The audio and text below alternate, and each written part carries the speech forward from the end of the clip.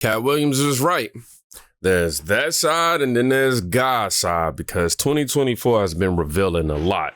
We have new updates on P. Diddy and his situation, but it looks like he's bringing the entire music industry down. We have some executives who done stepped down the day after his arrest, which only adds to the conspiracies. But they're going to throw the book at him and offer him a deal.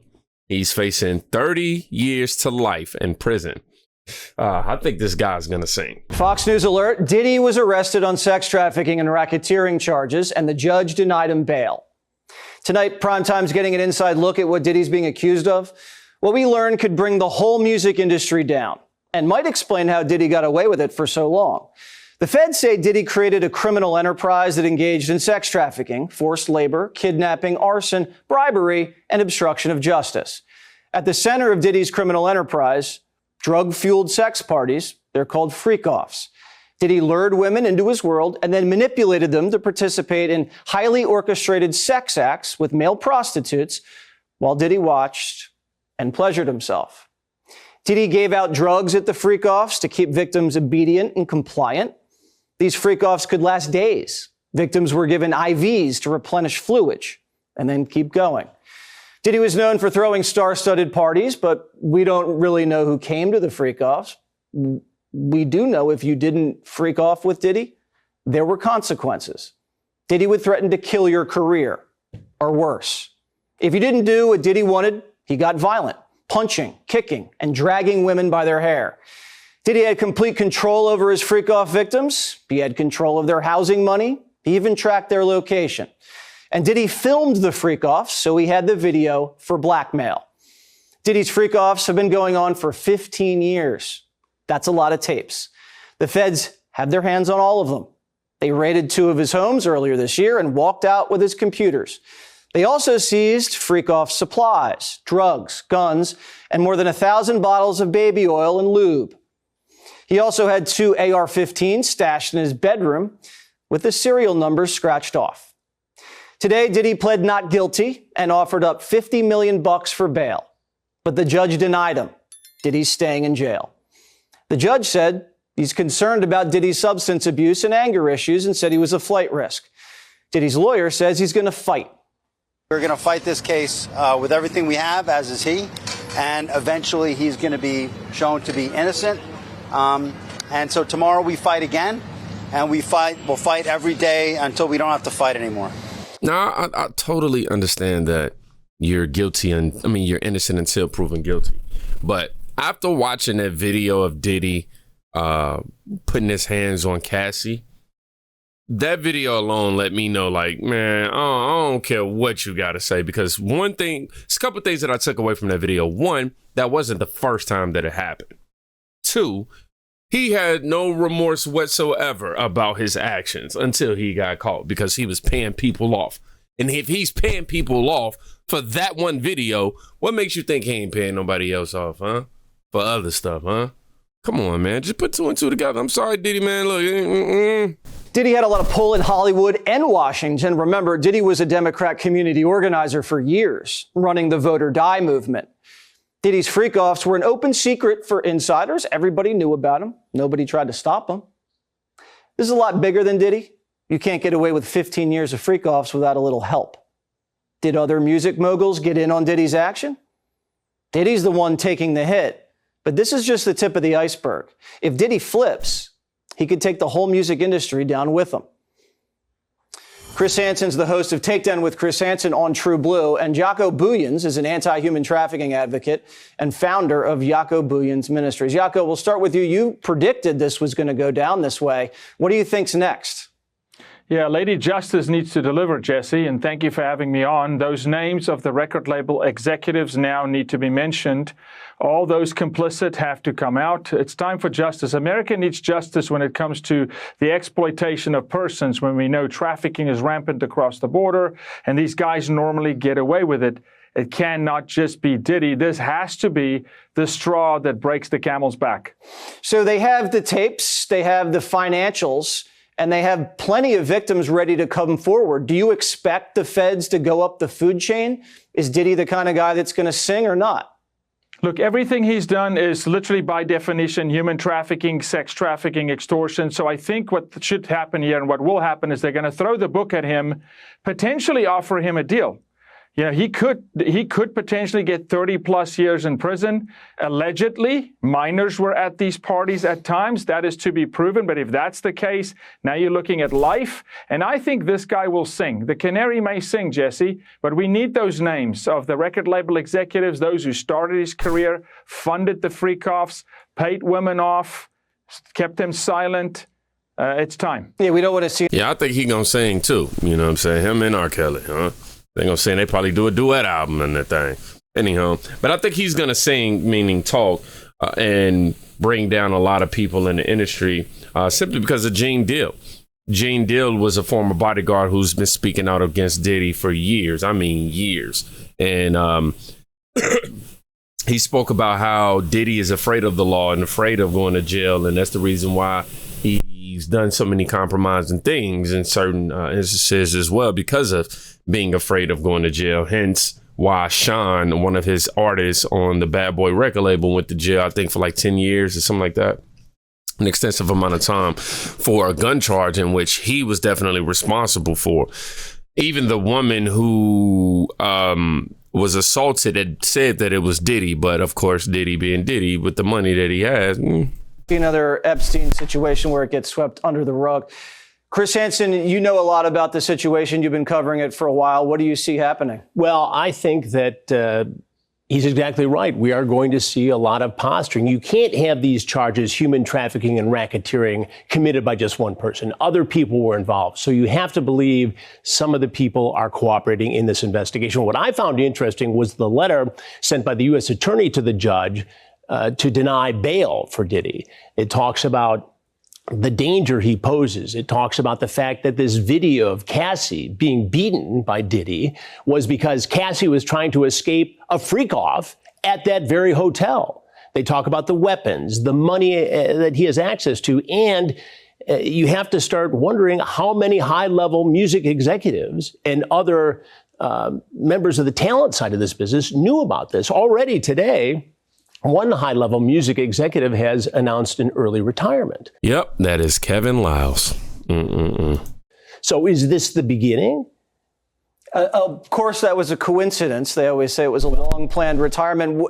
When you see the serial numbers on a rifle obliterated, and those rifles are in your bedroom, what does that tell you? It's a criminal enterprise. Look, there's only one reason why you drill out numbers. There's only one reason why you have a drum magazine that carries 59 rounds of .223 high-powered ammunition. It's for killing. It's for threatening. And when you combine this with the allegations of arson and threatening and trying to coerce witnesses and recording those conversations, it adds up to a lot of trouble for Diddy. He's in a lot of trouble, and other people might be. Chris Hansen, Jocko, thank you so much. Absolutely. Diddy. Damn, Diddy. Bruh, you in some hot water, man. This is more than hot water. This is scorching right here, man. You got weaponry they found. You having these freak-off parties. We got video footage of you assaulting somebody. We got executives quitting.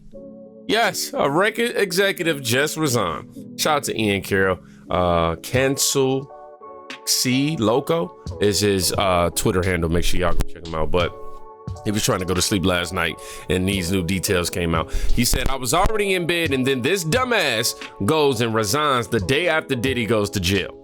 What's wrong with you, bro? Dude, I'm trying to go to bed over here and this dumbass record executive is retiring the day after the Diddy thing happens? Like, you can't make this shit up. What are you doing, bro? This is either the stupidest coincidence in the history of the music industry, or this is really spicy. And it only takes a little bit of Googling to figure out just how spicy it might be. It could totally be a coincidence, but I'm just going to run us through all the spice it might imply, because it's funny. And because this dumb fuck has to know that we were going to do this if he decided to announce his retirement the day after Diddy goes down. So he's the co-founder of 300 Entertainment, formerly president of Def Jam and the Island Def Jam music group. Y'all know what direction that leads. Former executive VP of Warner, but he co-founded 300 with Liar Cohen, Roger Gold, and Todd Moskowitz. If you don't know who Liar Cohen is, that's pretty spicy. And Liar Cohen also goes back to Def Jam and Warner Music Group and, into other directions. But anyways, back to this guy and 300 Entertainment. Well, it turns out that Atlantic Records has been distributing 300 Entertainment stuff since 2013. I'm not really sure if they're still doing it or not. But we'll come back to Atlantic Records in just a second, because the music industry is this whole clusterfuck of incestuous debauchery. But real quick, before we get sidetracked, he posted this letter on Twitter saying why he was retiring. And it's like the most dumbass, Mad Lib, like cringe. Here, just look at this. Just look at this. He like tried to make a legible paragraph where he slid in all the names of the rappers that he represents, but because rappers have the dumbest names ever in 2024, it's like, what are you even saying? Like, and it was always Hot Girls, or like songs and albums and stuff, like, and it was always Hot Girl Summer. Even on our skis, we have leaders like the Bad and Bougie, Raina Bass, who can switch between published P and being savage with no promises other than excellent. Pushing P is a hip hop song. Okay, bro. Like, what is going on? But then at the very end of the letter, he made sure to tell us why he's retiring on this very auspicious day. And it's just so that he can have more time to help Kamala Harris get elected as the first African-American female president. Is Kamala Now, y'all remember yesterday in the Diddy video that we had, we said that this Diddy scenario coming out at this time could be a distraction, you know what I'm saying, to either get away from the talk about Trump assassination or to, obviously do some, what do we even call it, screening for Kamala Harris and what they got going on. Cover up. in this collage? No, she's not in this collage, huh? Just a lot of other folks, eh? Anyways, for once, Reddit is the voice of reason. People were posting this in r/hip-hop heads, and hip-hop heads were like, yo, pump the brakes, man. That has nothing to do with it. It's that Grange's son is taking over at Atlantic, and so he's stepping down. It's like, not only that, but Warner Music Group was like hemorrhaging people. Totally logical that he'd be stepping down right now. This guy also speculates, he says he's pretty sure that the fiscal quarter ends on September 30th. So it's actually like a logical time for people to step down. So like, temper your tinfoil. Maybe put it in the microwave, turn it on for a second, put it back on after. Let's keep going. I want to talk about Elliot Grange for just a second, because if you don't remember, Daddy Lucian, here, he's in the original Diddy lawsuit. He's directly named as a co-conspirator in the original Lil Rod lawsuit. He says that he knew about the parties, he was at the parties, he funded the parties. There's no way that he didn't know what was going on, according to Lil Rod. And Lucian's son, Elliot, has been coming up in the ranks looking like he totally has a soul. And he really made a name for himself recently when he signed and managed Ice. Oh, jeez, I can't even talk. That was a funny jab right there, man. Talk about her. Ice Spice. Taylor Swift's friend. The weirdest duo of this decade. Like, what the fuck is this? So let's just say that Elliot's apple did not fall far from the Diddy tree as far as the type of people he's promoting. But now, effective October 1st, Elliot Grange is going to be moving up from managing 10K Projects, which he founded, and now he's going to become the CEO of Atlantic Music Group. Remember how I was saying how fucking incestuous the music industry is? And when I went to go look up what artists Atlantic manages to see if there's anything really spicy in there, I got distracted by how fucking retarded rap music is today. Like, I'm sorry, 100 Gex, A Boogie with a Hoodie, Balu Brigada, Barbie the album, bless. I ain't gonna lie to you, man. These rap names have gone crazy, bro. And this is how I know I'm getting old, because I'm at that phase in life. My son, he's 14. I'm at that phase of life where I'll be sitting there looking and talking to him like, dude, do y'all think this is cool? This is cool to you? What? I'm not saying that in my day we didn't have any funny names. For sure, we definitely did. But every name today is funny. You can't... With the 3. Billy Gillies, Bug-Eyed, Burna Boy. And don't forget Pink Sweats with the money sign. Rico Nasty. Okay. I mean, I'm sorry if I'm offending your favorite artist, but when you put all of their names all together and you just look at the state of American pop culture today, you can't tell me this is not retarded. And I know that like musicians are always like this. I know culture's always been weird, but like, remember, Diddy purposely promoted artists that had no talent because then he had them on blackmail before he even blackmailed them, because then they were nothing without him. That was part of his modus operandi. And I know Diddy is not Atlantic. This is a different company. But are we sure that the rest of the music industry isn't doing the same thing? Like, are we sure Ice Spice has any talents other than shaking her mediocre ass? And like, isn't it weird that Ice Spice and Taylor Swift became best friends out of nowhere? Well, Lucian is in charge of Taylor Swift. She's his golden goose. She obviously had no idea about the parties and about the freak-offs in a totally different world. She has no idea. But he's managing her, and his little bitty boy is managing Ice Spice. She's his claim to fame.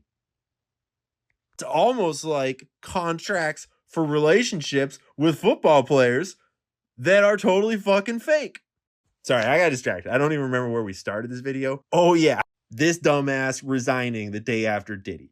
I don't know if it has any significance, but I thought it was so stupid I would make a video before bed about it. So that's where we're at. Everything is stupid. 2024 is crazy. Get some sleep. Tomorrow is probably going to be crazy all over again. Oh yeah, throw your pagers away, guys. If you ask me, I think that they are doing a lot of tampering with said evidence that they have right now. I mean, come on, man. Do y'all think that this is a coincidence that he stepped down, Kevin Liles, that is? Honestly, I want to know your opinion in the comments. Do you think... Somebody said, damn, dude, you look like you're about ready to fall asleep, but still put this out. For sure, man. Shout out to the creators out here. But we have even more breaking news, okay?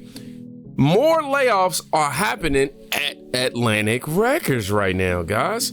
You know what I mean? And then I also want to bring this up too. Kevin Liles said that he want to help the first African-American president. She's not African-American. She's Indian Caribbean, man. Breaking news. More blood spilt at Atlantic. 50 artists dropped from the label today, according to Ray Daniels. Not to mention Hits Magazine reporting that Julie Greenwald is running around the hallways like a chicken with her head cut off, spilling blood everywhere and putting everybody on the spot. Look, I don't know what's going on. The only thing that I know is it's much worse than earlier reported, because they're even hitting up Nigerian billionaire, I forgot his name, Ogunlisi, I think his name was, Ogunlisi. I hope I'm saying that right, but they've even been trying to get him to invest in the record business right now. I mean, streaming is flat. It's not growing. There's no catalog. There's no money coming in, and you're making these massive cuts. I mean, why would you invest in Atlantic Records right now? It's obvious they can't manage a company.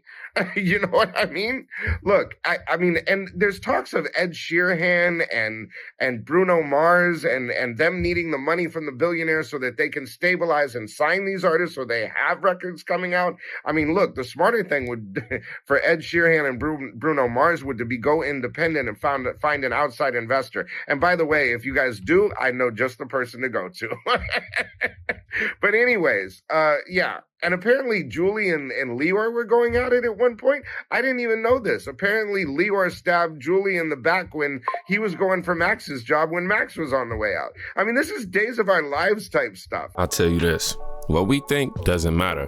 This is just one secret battle, an acquired war that we are just spectators in. Whoever wins this war gets control of everything. And we don't know exactly who's fighting the war. And it's probably not who we think it is.